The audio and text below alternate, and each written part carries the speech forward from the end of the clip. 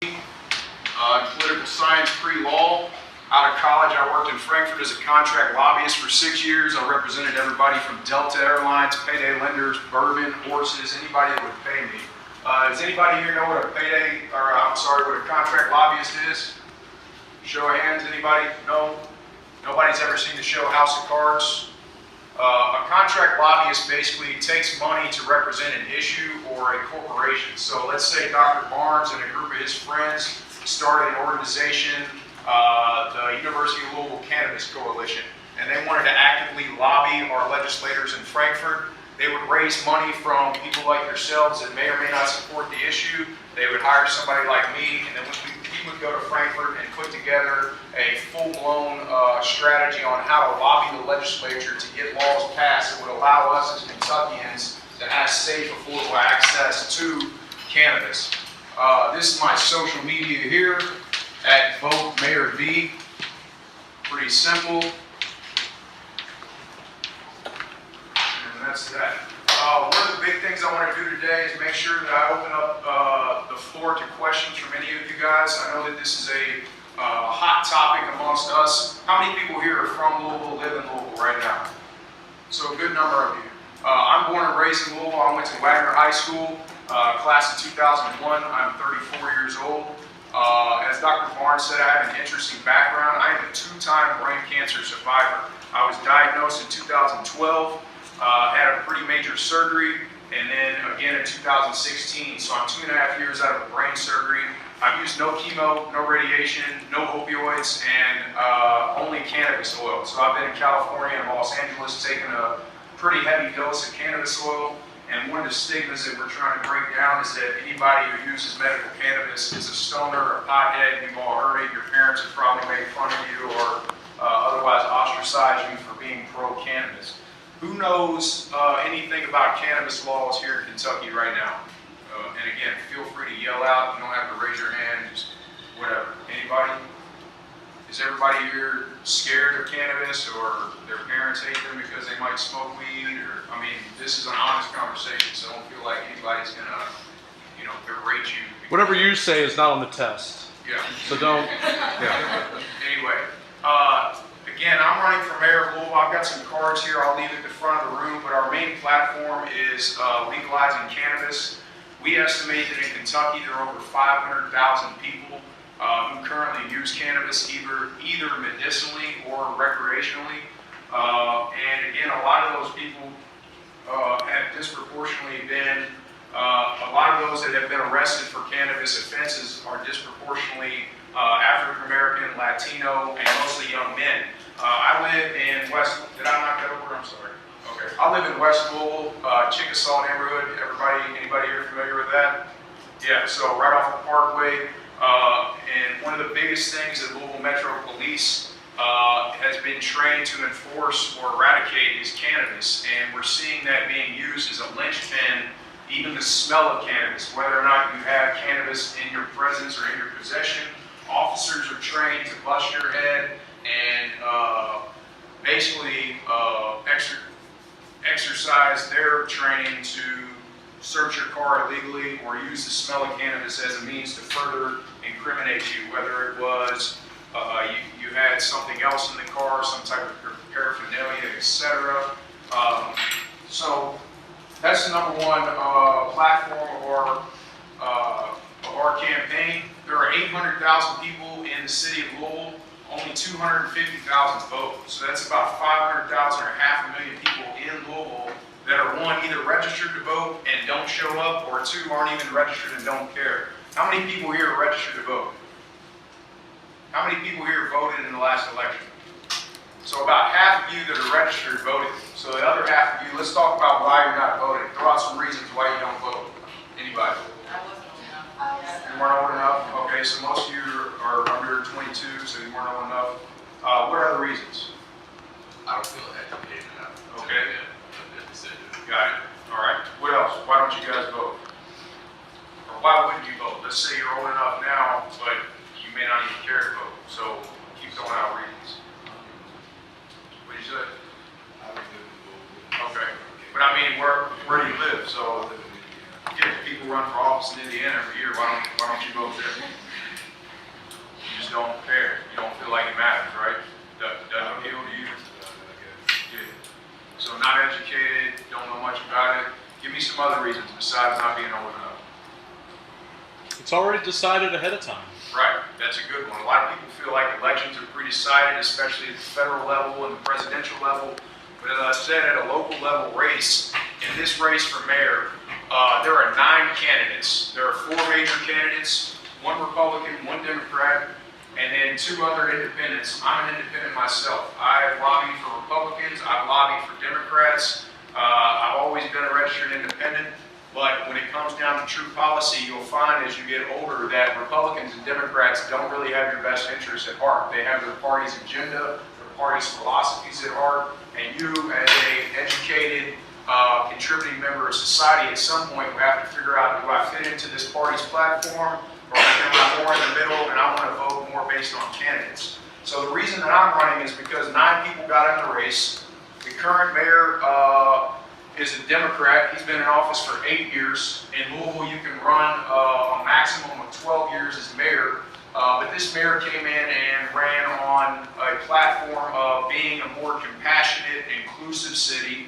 And one of the things that he touted early on was breaking down religious and racial barriers. And a lot of politicians, when they get in office, they come in off their campaign trail and they'll start making a little bit of an impact in certain things that they run on. So, of course, everybody knows what the president is currently doing.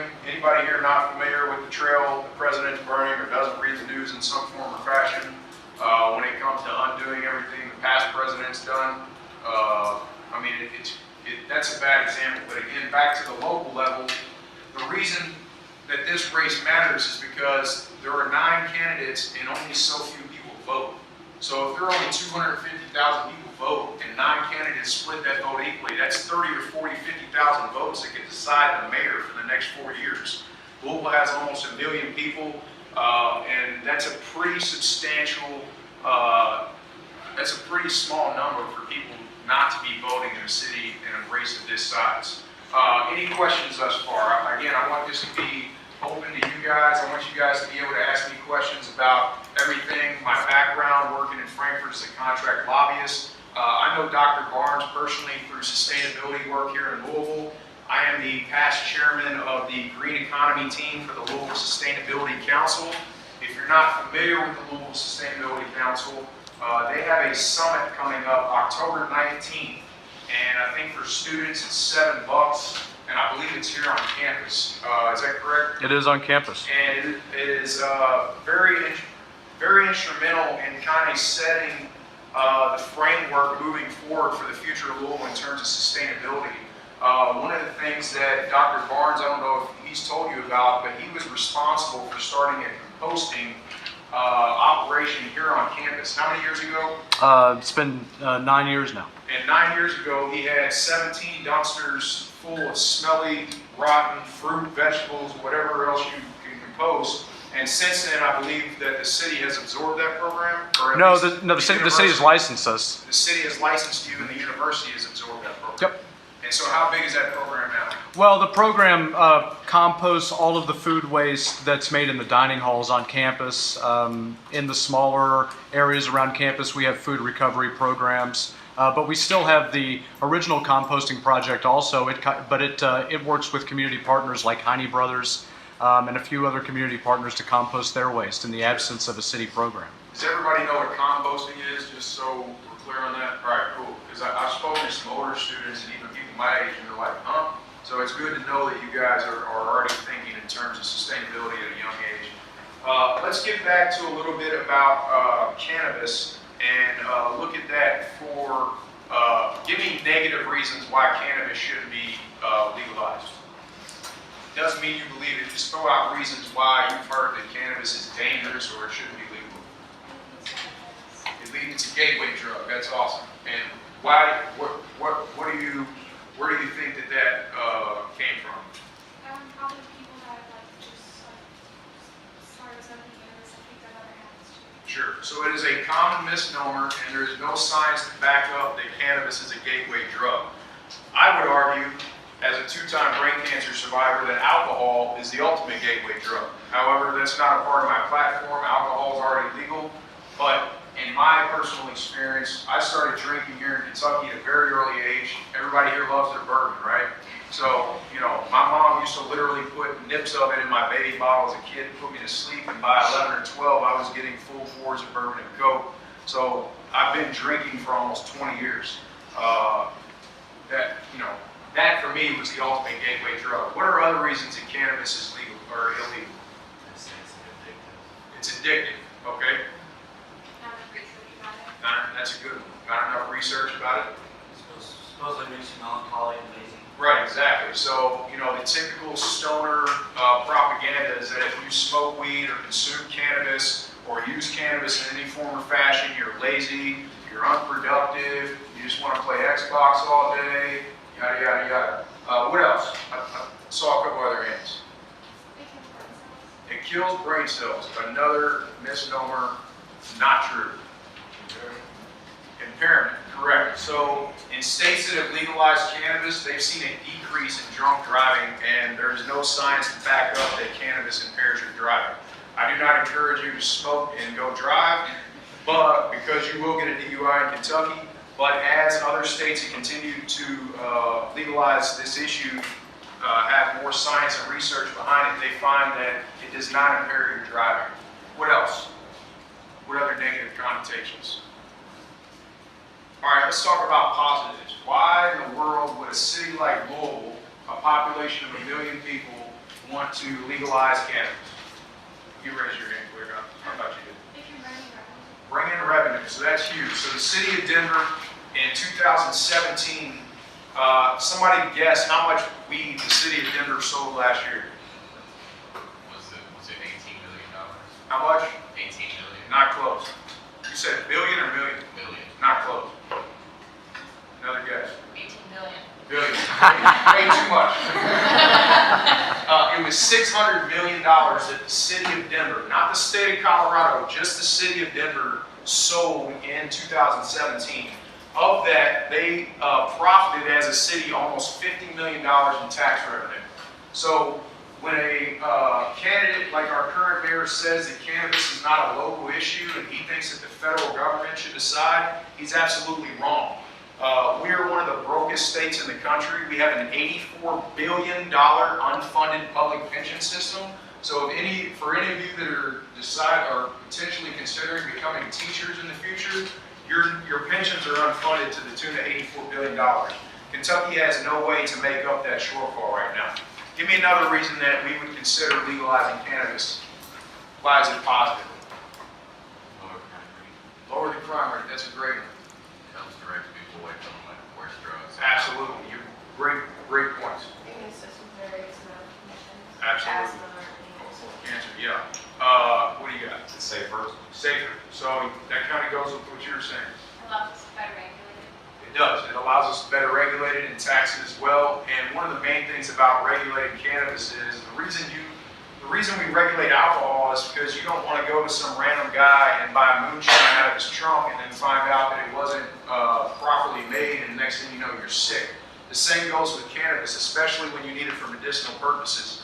I, as a brain cancer patient, could have gotten cannabis anywhere off the black market and not known where it came from, how it was grown, did it have herbicides, pesticides, what was sprayed on it, etc. But because of the regulatory system that's put in California, I was able to go directly to a grower and find the purest, cleanest product that I needed for my personal illness. It may be different for your illness. Me and you might have the same illness, but your body chemistry and makeup is different than mine. So you may need a sativa where I need an indica. And there are different types of strains. Is everybody familiar with that? Sativa and indica. Sativa is like, I hate to use the word an upper, but it's more of a creative, euphoric. You know, for me, I use sativa in the morning. It allows me to get through the day. If I want to really nip some pain in the butt or get some good solid sleep, I'm going to use an indica at night before I go to sleep. There are hybrids, and again, it's based on different science and chemistry of your body. What was your reason you said that it was good? It helps direct people away from like worse things like alcohol. Correct. What is the #1 drug that we hear about in the news every day? People overdosing every day. Heroin. heroin, heroin, heroin. In states that have legalized cannabis, they've seen up to a 30% decrease in overdose. That is huge, huge. So if you take a state like Kentucky that last year had 1,600 overdose deaths, not overdoses, deaths. 1,600 people in Kentucky died last year from overdosing. If you cut 30% of that, you're saving lives immediately. What was the reason you gave? Yeah, so it reduces crime. In Denver in 2017, marijuana-related crime made up less than half of 1% of all crime in the city. So once you stop criminalizing something and demonizing it and locking up young men of color for basic, simple possession, you'll see crime rates decrease exponentially. What other reasons is it good for it? Anybody else? What about the social justice issue? I've just talked about several times that arrest rates are disproportionately favoring young men of color. And if you've got thousands and thousands of men locked up in prison for basic, simple possession, think about the social justice aspect of that. Right now, Louisville Metro Police will take you to jail for a joint, a bag, a bowl, whatever you've got on you. They have just cause to take you to jail for that. What would it do to your career if you got arrested tomorrow for cannabis? You wouldn't be able to get a job, you wouldn't be able to get a Pell Grant, you probably wouldn't be able to get any other loans for school, and you would have to spend a lot of money on an attorney. You would probably have to go through the probation system. We also have I don't want to say it is messed up, but we have a thing in Kentucky called enhancement. Does anybody know what enhancement is? So let's say you're a legally licensed firearm owner. You've been shooting guns since you were a kid. You've got a carry concealed license. You know all the safety dangers of the firearm, and you're following the T of the law to own and possess that firearm. But then you get pulled over and you've got a joint in your pocket. The cops now have the ability to arrest you and enhance your possession charge in complicity with a firearm. So what was a misdemeanor that you might have got a ticket for or might have got 2 years probation for now becomes a 5 to 10 year felony. And who do you think they disproportionately target when it comes to guns and cannabis together? It's going to be young black men, young Latino men, young men from poor neighborhoods who, again, may have legally licensed possession of a firearm, but the law has been created to disproportionately incarcerate them. I want to talk about the medical aspects for a minute, and we're seeing a lot of new research come out on cannabis, a little bit that we've already talked about, but out loud, who knows kind of some of the major illnesses that cannabis is treating? Anybody? You say glaucoma. This Willie Nelson used that 8 years ago. But you're right, it does do cancer of all kinds. Epilepsy. Epilepsy for sure. I used to have very violent seizures that would require me to take I call it a horse pill because it was huge. But it's called Keppra. It's an anti-epileptic medicine. And since I've been on cannabis oil, I don't take that whatsoever. And I've had no seizures since July 23rd, 2016. And does it like completely help with like helps or Parkinson's? Yeah. Absolutely. Maybe it helps with ALS. ALS for sure. Anything that's going to be neurological is definitely helping with. Crohn's disease? Yeah, absolutely. I don't know a lot about Crohn's, but I do know two people that use the oil to help their digestive tract. Yeah, anxiety, depression are two of the newest ones that are coming to light. A lot of people are just simply going to take 1 or 2 tokes. And again, cannabis patients range of use from people who smoke all day because they are so debilitated to people getting off of opioids. If you've ever had a major surgery or been in a hospital, they will pump you full of anything and everything they can. And both of my brain surgeries, they pumped me full of morphine. They tried to give me Dilaudid, which is basically full-blown synthetic heroin. Because I've never had exposure to any type of medicine like that, it actually gave me seizures because it was so strong.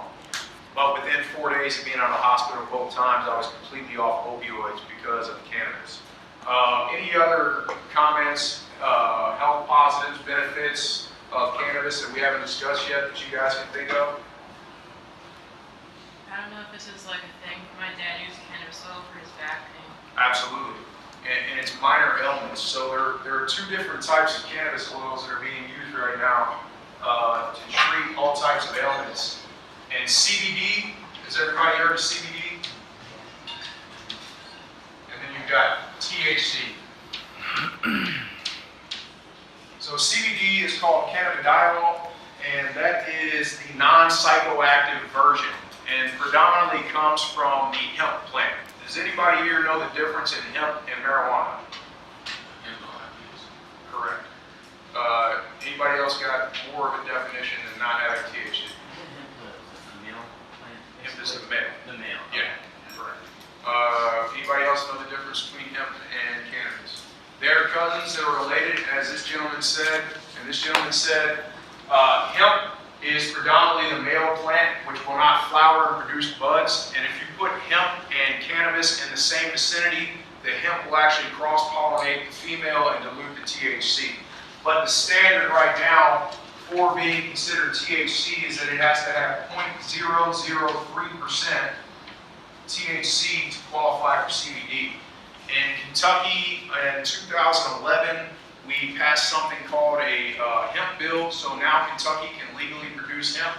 However, we cannot produce or grow marijuana. The reason being is because a lot of law enforcement in Kentucky get millions and millions of dollars to cut down weed all across the state. And it can be anything from 5 plants in your basement to 100 acres out in the woods. Has anybody here heard of the cornbread mafia? What do you know about it? It was the largest marijuana bust in the United States history. Very, very good. How do you know that? Where are you from? Bardstown, Kentucky. You would know. All right. The cornbread mafia in the 70s and 80s was from Lebanon, Washington, Marion County, Kentucky, and it was about 70 or so dudes that got together, and they were all farmers, all good old boys, and it is indeed the largest marijuana bust in U.S. history. And one day they got caught on 30 farms in 10 states with over 200 tons of weed, and they were running this operation out of central Kentucky. So the reason that we now have hemp in Kentucky is because the soil is perfect for growing hemp and cannabis. The climate is perfect for growing hemp and cannabis. And the reason that these guys were so profitable is the same reason that UPS global headquarters are in Louisville. Does anybody know why UPS is in Louisville?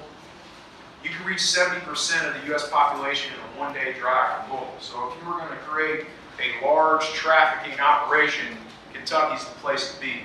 The gentleman that was the godfather of grass, as they called him, Johnny Boone, has been on the run since 2002, facing life in prison for cannabis. He's never killed anybody, never robbed anybody, never hurt anybody. He's just been arrested 3 times for weed. They caught him in Canada about 6 months ago, brought him back to the U.S., and he just took a plea deal to do 5 years. So he's got to do 5 years fed time at 73 years old for something he did 20 years ago. So again, we're still seeing the ramifications of cannabis, even if it's something that you've done in the past. Here in Kentucky, the state makes a lot of money off eradicating cannabis. It's estimated in 2014 that Kentucky State Police cut down 40% of the state's crop, and they estimated that in billions of dollars. Their numbers are skewed because once you put street values on it, you can inflate those numbers, but still, if we're only cutting down 40% of the state's crop, that is a misuse of our law enforcement funds, especially when we have murders, rapes, and heroin is prevalent everywhere. Those police officers, those law enforcement hours, and those law enforcement dollars could be much better spent on other crime. And so we would see major taxpayer savings if we stopped arresting people for cannabis. It costs $150 to put any one of us in jail for 4 hours minimum per day. So anytime you get arrested, you go in for 4 hours, it costs the taxpayer $150. I would much rather, at a minimum, just decriminalize cannabis. If you get caught with a bag, go on your merry way, and we're not spending any money to arrest people. So how many thousands of people do we put in jail every day just for cannabis? Any questions right now? If I lose anybody, is anybody extremely pissed off because we're talking about weed? Nobody? Okay. I'm not giving out samples today, so don't get your hopes up. I do want to transition a little bit to sustainability and talk a little bit about my platform for sustainability. It's one thing in politics to talk about issues, but it's another thing to be active and engaged. And one of the things that I commend Dr. Barnes for is just going ahead and doing it. When he started his compost operation, he probably had conversations with the city. That was Abramson then? No, that was Fisher. Okay, that was Fisher. He probably had conversations with the city, and much like myself when I brought new ideas into politics or government, they just look at you like, what the hell is wrong with you? Like, you're crazy. Nobody's ever going to do this. How are you going to get all these people on campus to get their waste and their scraps put in? Who here knows about recycling programs? What do you know about? Well, in Kentucky, you pay for them, which is not. Interesting point. Yeah, so she said in Kentucky you have to pay for your recycling. What else? Somebody else raise their hand. Well, there's also a lot of the things that we try to recycle in Kentucky isn't actually being recycled because they only do it when it's profitable to them, I believe. Interesting point. You're very well spoken on this. Anybody else know anything about recycling? Here in Kentucky, what do you got? I was just gonna say, Mountain Town, I really didn't get something. Yeah, where are you from? Paris. Yeah, perfect example of rural Kentucky. And when I used to work in Frankfurt, one of the biggest things that is the downfall for Louisville is we are the largest city in the state. We have the largest tax base in the state. We have the largest voter population in the state. But all of our powerful elected leaders, our Senate president, our Speaker of the House, and up until recently our governor have all been from the rural parts of the state. So when Louisville wants anything from the state, we have to go beg. We want roads, we want the Young Center, we want our airport fixed. We have to go to the state and beg for our tax dollars back when we're the ones generating the majority of those tax dollars. A study in the mid to late 2000s showed that of every dollar Louisville sends to Frankfurt, we only get 30 to 40 cents back. So a part of my platform as mayor is being more loud and more vocal for what Louisvillians want. Statistics will show you that Louisville across the board is pro-cannabis. They want cannabis. But as the largest city in Kentucky, our current mayor refuses to speak up on that issue. He refuses to go to Frankfurt and say, look, this will generate $40 million new dollars just for the city of Louisville. We won't have to beg you for road money. We won't have to beg you for our law enforcement funding. We won't have to beg you for funding for TARP drivers, etc. I'm getting off on a little bit of a tangent, but anybody here ride TARP? Tell me about your TARP feedback. It's kind of, there's kind of huge gaps in between, So scheduling sucks. yeah, Yeah. like I work UPS and if there's a 3:30 bus and a 4:40 bus, and that's it, it's always like packed and crammed, like I always have somebody in my face complaining how, scrambled the schedule is. Right. Who else did their roads are? I know, when I first started working at UPS, the last time we missed the stop 2-3 times. So I get off at like 3:30, 4 in the morning, I didn't get off until 7 in the morning. Yeah, that's terrible. And this happens more than just people leaving from UPS. If you're a blue-collar worker or somebody who doesn't have a car, doesn't have access to a car, can't afford a car, can't drive like myself, you have to depend on public transportation to get where you're going. And one of the issues that we have in Louisville is the scheduling system is completely out of whack. Buses will be scheduled to be somewhere at 12:35, and if that 12:35 bus gets you to work on time and you miss that bus, guess what? You're fired. So, and to be out all night till 7 a.m., that's ridiculous. But I ride the bus every day. I rode it here today. I'm going to ride it when I leave. As I said, I live in West Louisville, and the main corridor for TARP in Louisville is the 23, which goes down Broadway. The buses are dirty, they're filthy, they're unsanitary. The drivers are being told that they're responsible for cleaning the buses, and that is not part of their job duty description. There's a whole maintenance department that sits behind TARP and sits on their ass all day and does nothing but collect a check. But again, all of these shortcomings or shortfalls have been under the current administration. There are 70 drivers short on TARP currently. And so again, if you're waiting on a bus and they don't have drivers to put a bus on the road, your bus isn't coming, you don't make it to work, you don't make it to class, you lose points on a quiz, etc.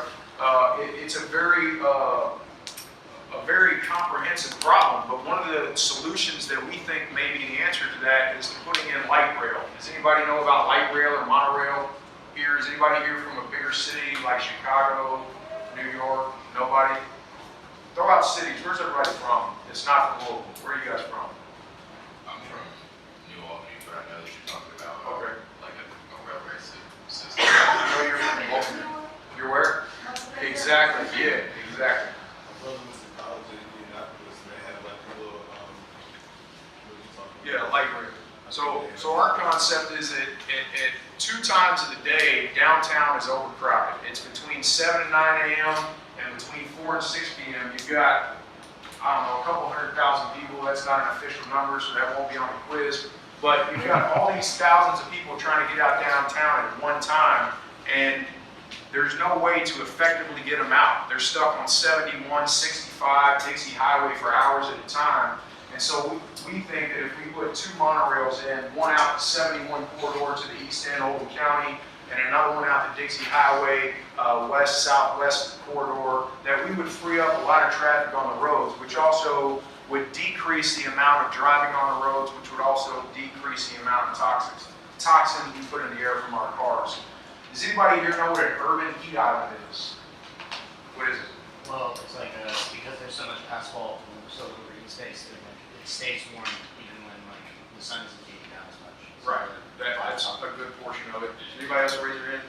Also, it has to do with the water runoff, I believe, like, it collect, I don't know the science behind it, but I know that, because of, say, the asphalt.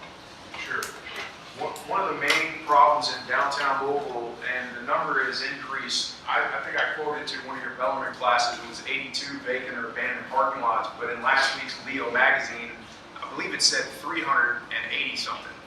So there are 300 plus parking lots, just blank empty asphalt sitting in downtown Louisville that do nothing but collect energy from the sun and then have nowhere to disperse that energy. So what that does is it increases the overall heat island around the city, and we don't have a big enough tree canopy to offset the carbon that's in the air.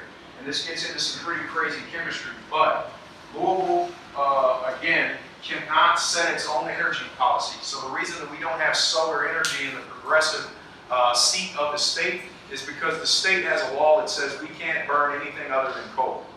98% of Kentucky's power has to come off coal. That is in the law. That is a law. So as mayor of Louisville, one of the things that we'll be looking to do is put solar on anything that's sitting. I don't care if it's a parking lot, a rooftop, a business. We're going to break off from the state and find a way to work with LG&E or other utilities that want to implement alternative energy and, again, not leave us begging the state for a progressive policy.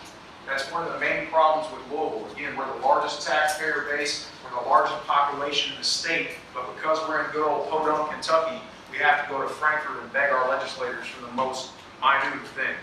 Another thing I've heard about like reducing urban heat island is like painting surfaces that are typically black, white. Yeah. So like parking lots or like shingles on houses, just like Right. making that light will make it look. And also implementing green rooftops. And I just moved back from LA recently, and they're starting to paint streets white, and it is a nightmare. I'll tell you that from a driving standpoint. And I think there's a lot to be seen on the efficacy of that from a science perspective. So like, how do you plan on like breaking off from the state without getting shit from the governor? Well, that's a great question. Who knows who the governor of Kentucky is? Matt Bevins. Everybody hates Matt Bevins. Matt Bevins is not a Kentuckian. He's not even from here. He just moved here coincidentally before he ran for governor, and he just announced that he's going to run again. So to answer your question, in relation to cannabis, we're going to decriminalize cannabis. We introduced 2 weeks ago to City Council, and Dr. Barnes has a video link he can play for you at a later date or share with you if you want. I got up, I spoke to City Council about cannabis, and what we've introduced is called a lowest priority ordinance, which means, like, if the mayor wanted to do this today, he could, but as mayor myself, first day in office, we will completely decriminalize cannabis, which means Louisville Metro Police or any other law enforcement authority under my authority will not arrest you for weed, unless there's some enhancing circumstance like you have 20 pounds or a semi-truck full. Like, again, they're that tall to be determined, but it's the voter base here in Louisville that has to stand up and say, look, we're tired of that. So electing someone like me is almost a referendum to the state to say, Louisville's had enough of your shit, we're done. So that means solar power, that means cannabis, that means new income sources of revenue from taxing cannabis, that means alternative energy, that means new forms of alternative transportation. That's the part where it gets into, that's what lawyers are for. Any future lawyers here? Anybody want to be a lawyer? You in the back, the quiet one who's observing. Good job. You want to be a lawyer? What do you want? What type of law do you want to practice? Family law. That's a great one. You should write down her name, Holly Houston. She's a local lawyer. That's all she does. You know her? Oh, okay. Holly's a good friend of mine. But to answer your question, it'll be caught up in court. And basically, the city will reap the benefit financially from decriminalized cannabis and putting in dispensaries, and the state will have to get on board because they'll miss out on that money. So we're going to force their hand financially because the state is so broke they need the money, but we just have to go ahead and do it. So my lawyers and your lawyers will sue each other until it ends up in court, and then the court will say one way or the other, you know, you can do this, you can't do that, but at that time we will have generated so much tax revenue for the city that the state again will have no choice. It's very likely in this upcoming session, and a little background about Kentucky, we are not a full-time legislature. A lot of states have a legislature that works year-round. Go figure, Kentucky, Podunk, Kentucky, we only work 4 months out of the year. So we have legislators that go to Frankfurt January to March or April, and they work part-time, and that is the only time that you can bring up these types of issues. But it is very, very likely, we think, and this has nothing to do with my mayoral campaign because election day is November 6th. We're talking 3-4 months from now. It's very likely that we will have a medical bill passed in Kentucky that will leave it up to you and your doctor whether or not you should be allowed to use medical cannabis. So that's looking very likely.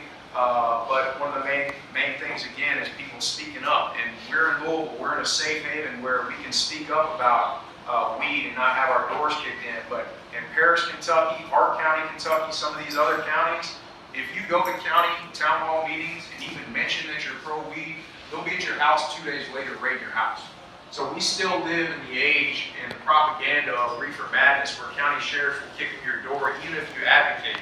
There's an instance of a gentleman who lives in Spencer County. He's got multiple sclerosis. He's in a wheelchair, one of those, you know, big deal wheelchairs that, you know, can do all the maneuvering that he needs.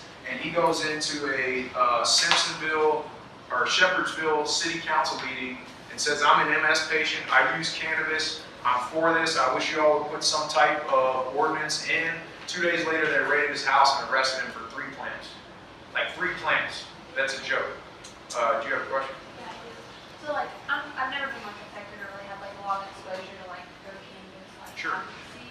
But I was just wondering, like, there's obviously like some downfalls, like a lot of the downfalls that people brought up, you just kind of like debunked right then and there. And there's obviously enough to where like it's a problem, and that's why it hasn't been legalized everywhere. And there's definitely going to be some like preventative laws that are going to need to be put in place so people can't, like you said, like just have semi trucks full of like cannabis. So like on your platform, like what are you proposing, like as opposed to just like saying like, all right, marijuana's legal, here you go, like free for all. Sure. So we have to first decriminalize it, which is the ordinance we're talking about passing with local metro council. And again, if the current mayor really cared about this issue, he'll pass it off and say this isn't a local issue. I want the feds to deal with it. He's very timid. He doesn't have any backbone. He won't speak up on an issue unless it benefits his political donors. But to answer your question, it will be a slow walk. So we have to start with that decriminalization where we stop arresting people for it. And then it's an education portion. So either as mayor or in conjunction with other nonprofits or entities that are pro-cannabis, we will have to educate the community. And number one, again, a lot of people still don't know the difference in hemp and cannabis.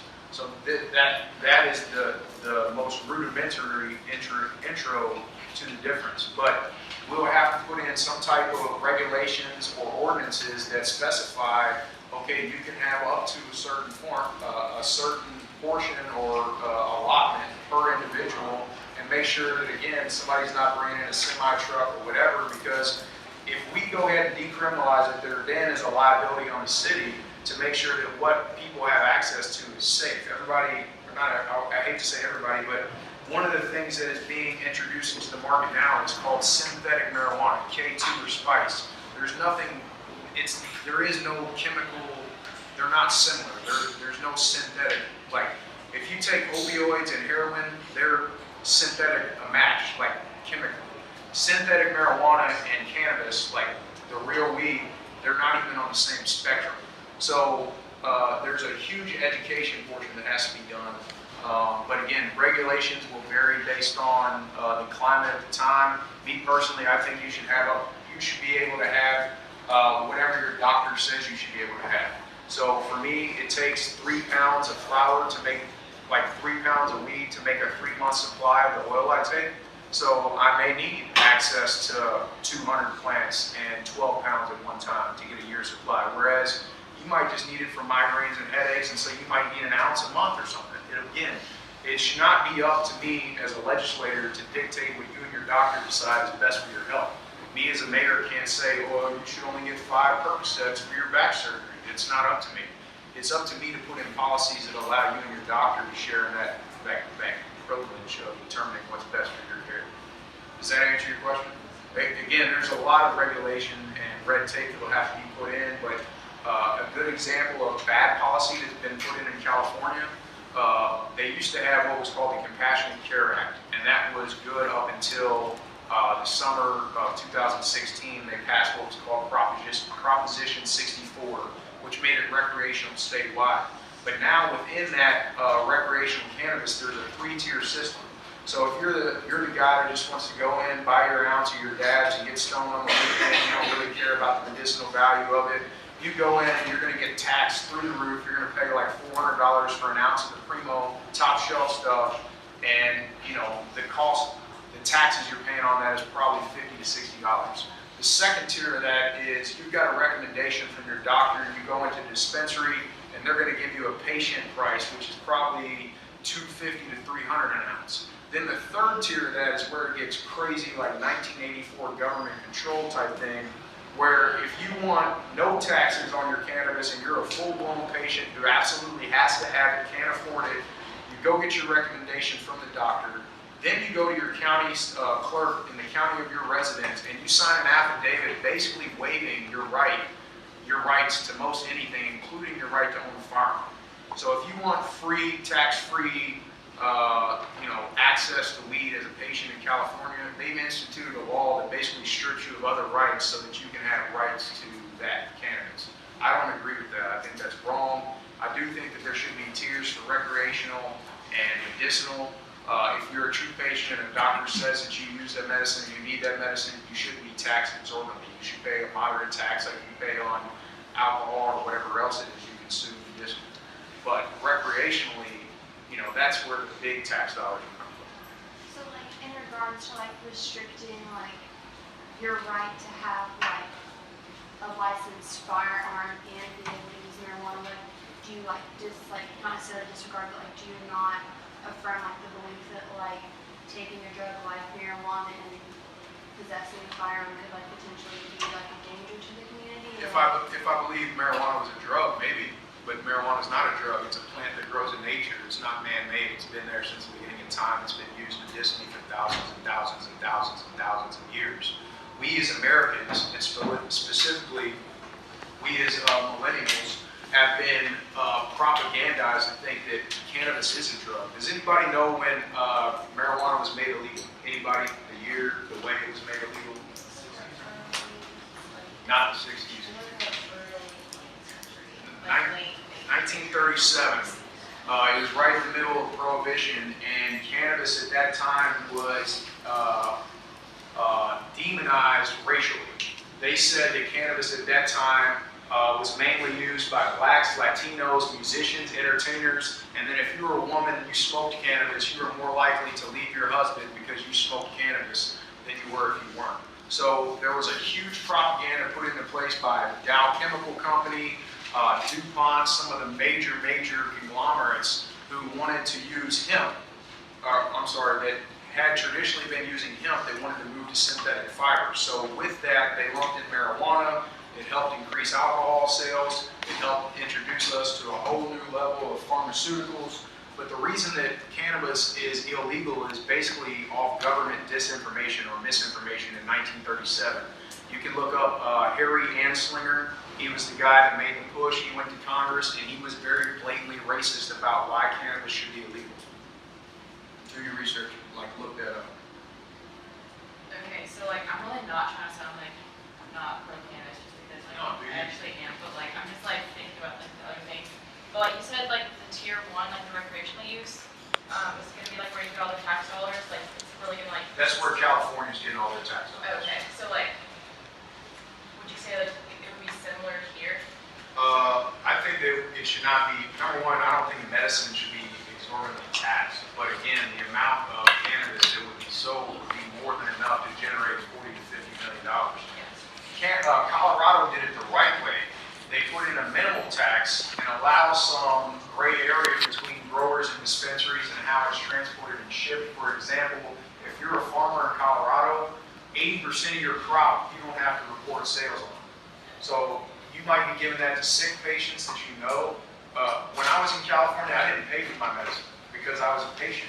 And people that I knew, growers and producers, dispensary owners, they provided me with that medicine free of charge because I needed it badly.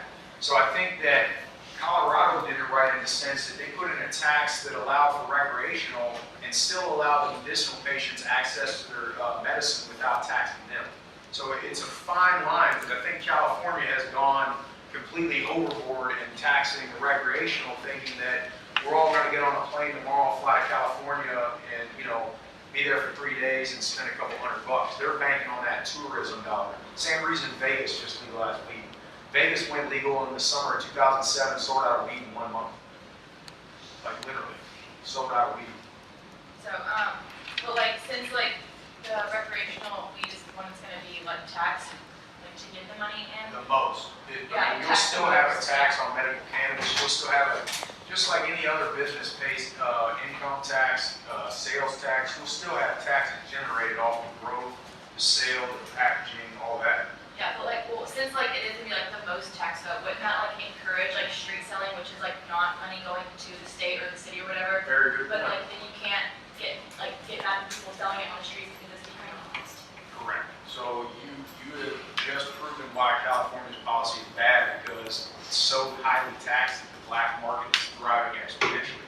But the reason that black market is thriving is because they're shipping it all over here.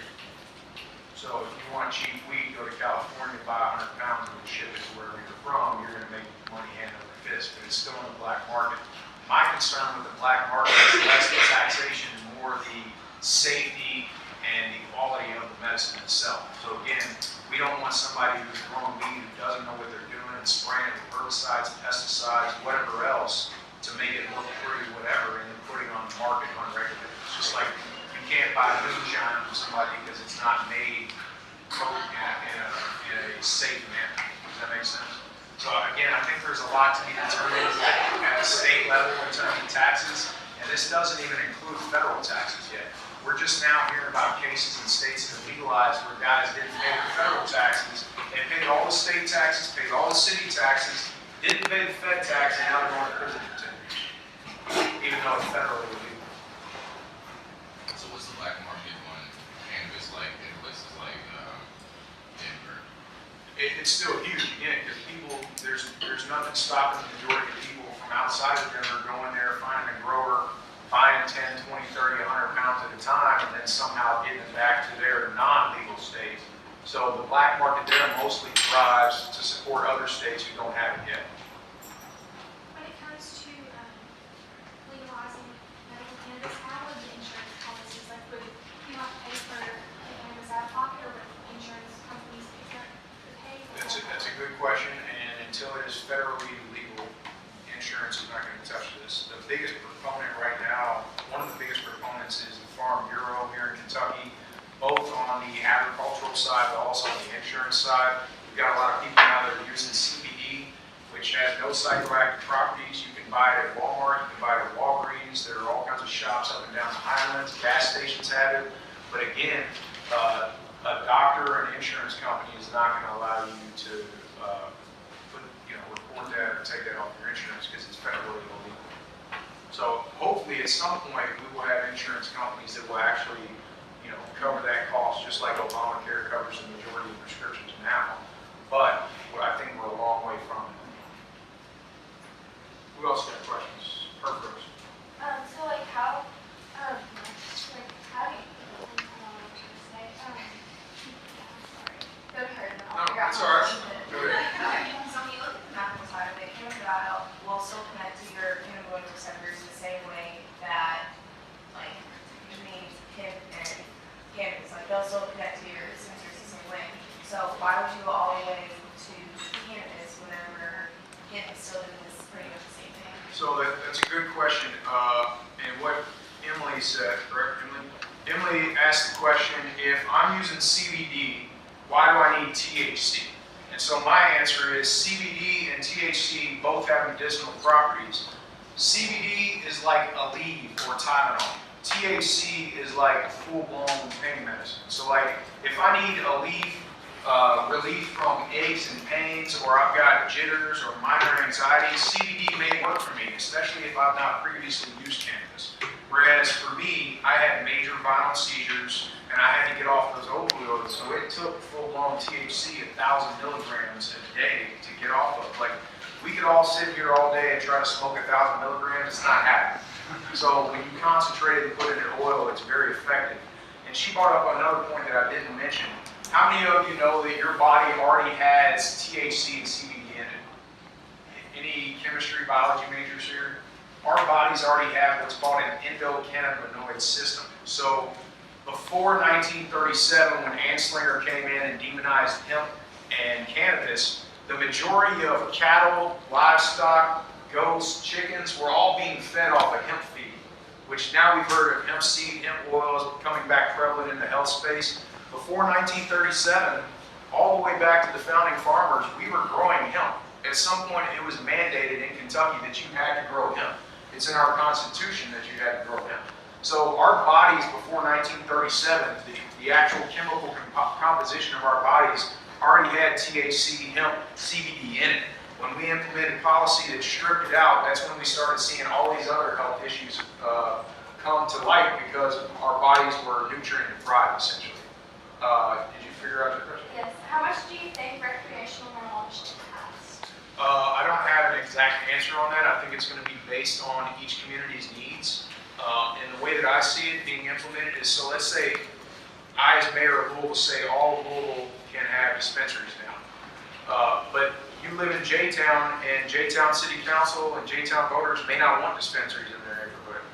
Whereas St. Matthews, the West End might. So it's going to be up to each individual, what they call precinct or district or small municipality to determine what's proper or what's needed in that area. But for me to say right now there's a blanket number, that it's too early in the game to say that.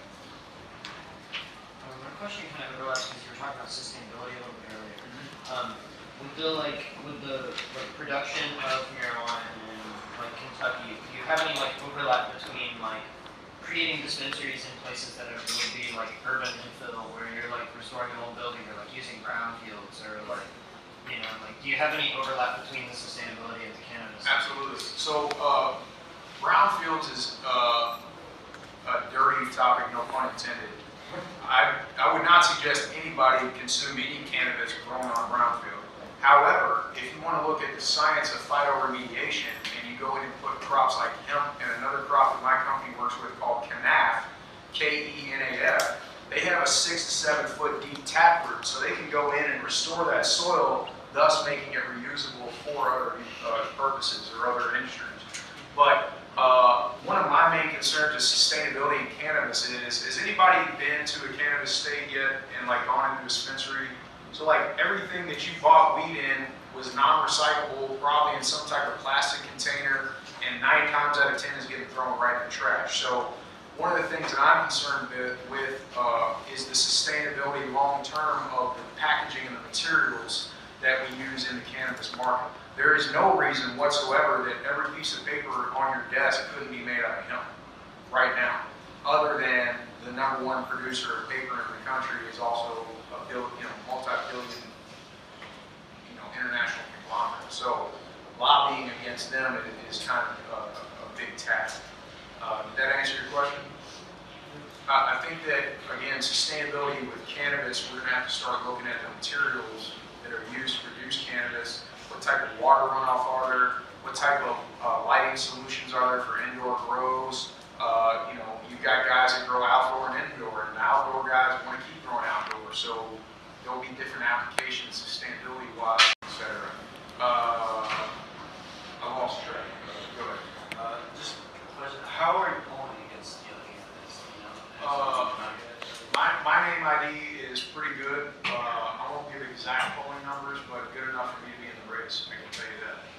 If I had no shot in hell, I would not be wasting my time. I just didn't know. Yeah. Again, there are 9 candidates in the race. There would normally be 2. In the last mayor's race, only 250,000 people voted. And this current mayor, if you read the newspaper, you'll know that he's embedded in a scandal where he covered up cops raping kids. You can Google that. And then the other candidate, who's a Republican council member, is only being propped up as a candidate so that her friends can become the new chief of police. So if I didn't have a chance, I wouldn't be in the race. But if you look at 250,000 people voting, and my name ID is pretty substantial. If you Google my name, I've been on 6 boards here in Louisville. I'm an entrepreneur. I was in Bingham Fellows 2015. And then you add in my social story with surviving brain cancer twice. I'm well known enough to make anything. She was next. So with your cancer journey, did they kind of just give you I guess the option, I guess obviously chemo always comes up with cancer patients, but were you like automatically like, I don't want to do that, I want to try something different? I'll give you a little bit of backstory. In 2011, I moved back to Louisville. I weighed 400 plus pounds. I was completely unhealthy. I was drinking bourbon, eating steak all hours of the day, working in politics. I said at the beginning of 2011, I've had enough of this shit. I'm going to bust my ass to lose the weight the right way. At that time, I had already started using medicinal cannabis to increase my metabolism and also increase my endurance. Anybody that knows anything about Livestrong program or the Livestrong Fitness, a lot of those athletes use cannabis. The fastest person in water, Michael Phelps, smokes weed. The fastest man on land, Usain Bolt, smokes weed. So it is a performance enhancer, and it will help increase your endurance, especially when it comes to like losing weight. With that being said, at the beginning of 2012, I started having what I now know to be seizures. At that time, I thought because I had lost over 100 pounds that it was low blood sugar. So of course I started going to the doctor, and after like my 4th seizure, I fall and hit my head. They're like, oh shit, you got a tumor in your head. They found the tumor June 8th, thinking it was no big deal, we'll cut it out, you'll be fine, you might walk with a limp, you'll get back to life. It wasn't cancer. They cut it out July 10th. A month later, I woke up to a doctor I never met saying, do you know anything about cancer, your history of cancer in your family? They immediately pushed radiation and chemo on me in the ICU while I was so doped up I didn't know who I was.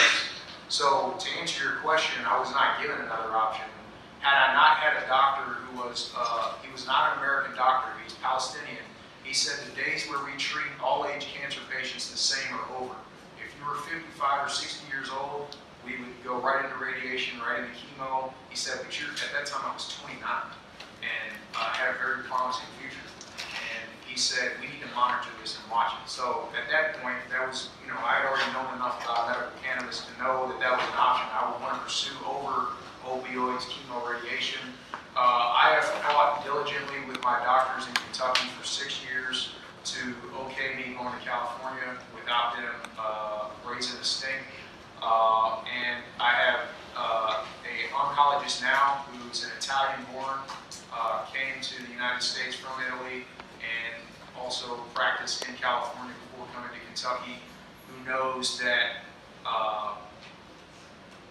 that there is probably some medical advantage to me being alive based on cannabis. However, because of Kentucky laws and because of the hospital he works for, he cannot advocate my use. Any other questions? We're winding down here, Lee, in the back. Do you have any idea like how that works with cancer and cannabis? Like, and What do you mean? How cannabis treats cancer? yeah. It's going to be based on each individual patient. I've been vegan for the past year, and I've lost another 100 pounds, so I can tell you that if I was eating processed food and cheese and meat, I would not be alive. But I'm also not here to tell you how to eat. but I think it's a culmination of treatments. And for me, it was the cannabis oil, no opioids, in conjunction with a vegan, healthy lifestyle. So I swim a mile a day. I work out extensively, but I wouldn't have been able to do any of that on pain pills whatsoever. So that it's going to be different for every patient. But I think that you are what you eat. And so if you're putting shit in your body, especially after you've been diagnosed with cancer, it's not going to go away.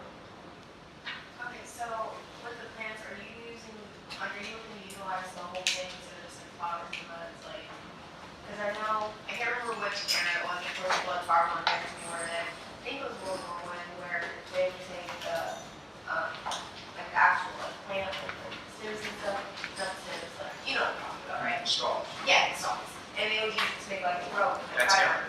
Yeah. That's would him. like, is that something that, Kentucky's doing that now. I'm a company called Eco-Bridge Industries. We work with a crop that's called Canaf, which we don't need a license from the state to grow. It is hemp, but it's not hemp. And we basically grow a crop and process that fiber and then sell it to Toyota, who puts it in their dashboards, thus making their cars more lightweight, more fuel efficient. I have a second question. Sure. So since your platform does deal with like something that like people already can relate to, is your like target audience more like younger? Like, Absolutely. Aren't you tired of 50-year-old white men telling you what to do? Just being honest. Any other questions real quick? What personal qualities do you have to make you leader? What? What personal qualities do you have to make you leader? Great question. One, I'm not timid. I'm not scared to address the controversial issues. But in addition to that, I have great working relationships with Democrats and Republicans statewide, which allow me to navigate the Capitol far differently than a Democrat from Louisville. Especially having a Republican governor, we need somebody who's not beholden to one party or the other. I think my other qualities would be everything I've been through has prepared me to face anything. So a race like this is small apples compared to the race I've already won. Any other questions? Can people have from Louisville can't eat food? I can't hear you. I'm sorry. How can people not from Louisville can't vote help you? Well, you have Facebook and Instagram and Twitter, and so I'll put all my information here. Please go review the website, look at my platform, and if you agree with it, text your friends, email your friends, your teachers, your coworkers, your students. It will take a full-blown grassroots effort to unseat the current mayor. He has $2 million in his bank account. So if you do believe in what I'm trying to accomplish, word of mouth is the #1 way to win a race. So keep Gorilla on Facebook, Instagram, Twitter. And I've got some cards if you guys want to reach out. I'll leave them up here. Feel free to contact me directly. I answer all my emails. I'm my own campaign manager. I manage over 20 campaigns in politics, so I'm not spending money on things I don't need to spend money on. Any other quick questions? Get one more. Yep. Just kind of in regards to like the question about your audience, I'm sure that like it's kind of obvious, like most voters of like the 80,000 people we have in the world, 25, like those people are probably going to be older, so like people like look at you and already have like the stigma of like being like this like dopey drug and like makes you lazy and like makes you like not have good work ethic. Like how are you like gonna counteract like that like idea in older voters' minds? So it all comes down to numbers. Those close-minded old people who think weed is a drug are the 250,000 people that vote. There are 300,000 people already registered in Louisville who don't vote, and another 250,000 who could register before October 9th and vote. So I have a much higher voter base to pull from than trying to convince somebody's grandma in St. Matthews that weed is good. You know what I mean? So again, it's all about voter engagement. And one of the things that we're doing is I'm speaking to classes, I'm speaking to high schools. I can formally announce that I've been invited to participate in the only debate that either mayoral candidate has agreed to participate in. That's being hosted by the League of Women Voters October 16th, and will be live on the radio. So I'm starting to make enough traction that they're scared. And they know that the amount of voters that don't vote out there could change this race drastically. So, thank you all for your time. I've got some cards here. My email is on the card and the website's here. Feel free to reach out, questions, concerns.